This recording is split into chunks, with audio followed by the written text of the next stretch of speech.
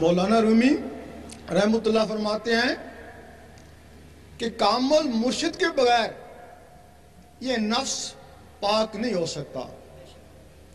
آپ نے عالموں کو بھی کہا کہ مولوی ہرگز نشد مولائے روم تا غلام تبریزی نشد، کہ مولوی کبھی بھی مولائے روم نہیں بن سکتا جب تک کسی تبریز کا غلام نہ رہے۔ مولوی کو ایک علم ملا، علم ظاہر ملا۔ حضرت ابو ہریرہ رضی اللہ تعالیٰ فرماتے ہیں کہ مجھے حضور پاک سے 2 علم ملے، ایک تو میں بتا دیا، اگر دوسرا بتاؤں تو مجھے قتل کر دو۔ حضور پاک فرماتے ہیں کہ مجھے اللہ کی طرف سے 3 علم ملے، ایک آنکھ کے لیے، زبان والوں کے لیے، ایک دل والوں کے لیے، اور ایک صرف آنکھ والوں کے لیے، وہ میرے لیے۔ آگے جس کو میں چاہوں۔ اب اخباروں میں پڑھتے رہتے ہیں کسی نہ کسی سیاستدان کا کہ ولیوں کی تعلیم کو عام کرو۔ جب علماء کسی حکومت کے پیچھے لگ جاتے ہیں تو حکومت کہتی ہے کہ ولیوں کی تعلیم کو عام کرو، لیکن حکومت کو بھی کوئی نہیں پتا کہ ولیوں کی تعلیم کیا ہوتی ہے۔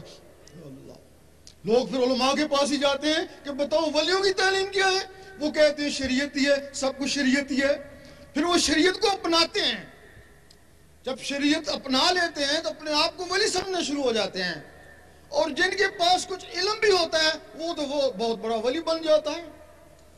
وہ تو اتنا بڑا ولی سمجھتا ہے اپنے آپ کو کہ حقیقی ولیوں کے اوپر کیچڑ اچھالنا شروع کر دیتا ہے۔ خواجہ صاحب اور غوث پاک بھی ان کی زد میں آئے۔ حضرت امام حسین رضی اللہ تعالیٰ پر جو شہادت کے فتوے لگے، ان میں بھی ان کا ہاتھ تھا۔ عبادت نہ کرنا اتنا بڑا جرم نہیں جتنا بڑے جرم کسی اللہ کے ولی کو ستانا ہے۔ اللہ، اور اس کے لیے کسی شاعر نے کہا ہے، مسجد ٹامی مندر ٹامی، ٹامی جو کچھ ٹھہنگا ہی، ایک بندے دا دل نہ ٹامی، رب دلاں میں چلا۔ ان لوگوں کے دلوں میں اللہ رہتا ہے۔ ولیم بور بہت بڑا عالم تھا، بہت بڑا عابد تھا، دعائے مستجاب بھی تھا، لیکن موسیٰ علیہ السلام کی ناراضگی کی وجہ سے وہ اصحابہ کہف کے کتے کی شکل میں دوزخ میں جائے گا۔ اصحابہ کہف کا کتا وہ ولیوں کا دوست تھا، ان سے محبت کرتا تھا، نمازیں نہیں پڑھتا تھا، صرف ان کی صحبت میں غار میں بیٹھا رہا۔ وہ ولیم بور کی شکل میں جنت میں جائے گا۔ ابلیس نے آدم علیہ السلام سے حسد کیا اور وہ لعنتی ہو گیا۔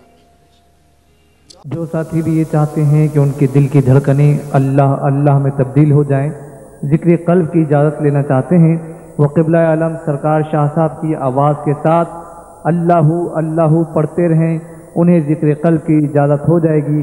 اللہ اللہ اللہ اللہ اللہ اللہ اللہ اللہ اللہ اللہ اللہ اللہ اللہ لا الہ الا اللہ۔ اب تمام حضرات جو نئے آئے ہیں ان کو اجازت ہے، ذکر قلب ہے، وہ چلتے پھرتے اٹھتے بیٹھتے دل کی دھڑکنوں کے ساتھ اللہ کا ذکر کرنے کی کوشش کریں۔